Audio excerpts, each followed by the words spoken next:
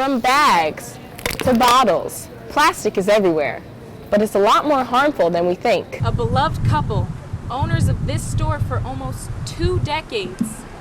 You can see back here there's a growing memorial. It just shows how respected they were in this neighborhood. With DC's growing biking community, some residents feel bikers are coming a little too close for comfort. This ties to a much larger issue.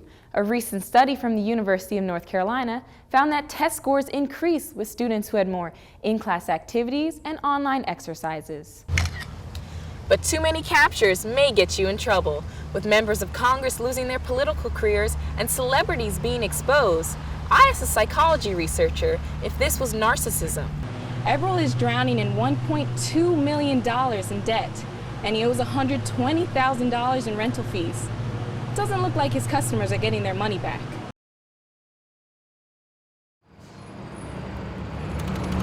Biking around town is part of Anna Henley's daily routine. Like a place where I can, at the end of the day, decompress, and then on my way to work, just kind of get ready for the day mentally. However, these two-wheelers are pedaling up quite the debate. Middle of the street. They need to be on the sidewalk because they take up too much space in the street. They don't stay in their lane.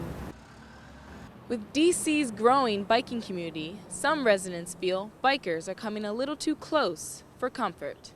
A couple years ago, a cyclist killed a 78-year-old man who was walking on the sidewalk. The incident prompted a council member to take action. He wants cyclists off sidewalks, but some say the street is just as dangerous. There's moments where it's well, they're going to get hit by a car or I have to get on a sidewalk. Fearing for their safety, cyclists say there aren't enough bike lanes on the street. While the bill to impose more biking restrictions didn't pass, this issue is not at rest. Drivers and bikers are gearing up for more debate. Reporting from Northwest DC, I'm Brittany Linton. From bags to bottles, plastic is everywhere, but it's a lot more harmful than we think. I actually don't recycle. It's kind of a hassle for me. I just throw everything in the trash. It's so much easier. According to Pristine Planet, Americans throw away at least 50 million plastic bottles a day. That's enough to go from San Francisco to New York and back. However, researchers from Beihang University in China and Stanford University are revealing a natural disposal method. What has no arms, no legs, but a big appetite for plastic? The moth larvae have inside of their guts a bacteria, or 2 different types of bacteria that are able to digest the plastic. Smithsonian marine biologist Matthew Burning says that polyethylene, which is your everyday plastic, is considered non-biodegradable, meaning there's no natural way to dispose of it. Plastic is a really persistent and potentially very, very difficult to deal with problem in the environment. These moth larvae or waxworms can be found in large pet stores, and you can even breed them. However, with so much plastic in our environment, could these worms really make a difference? Definitely something that should absolutely be pursued in the future of science.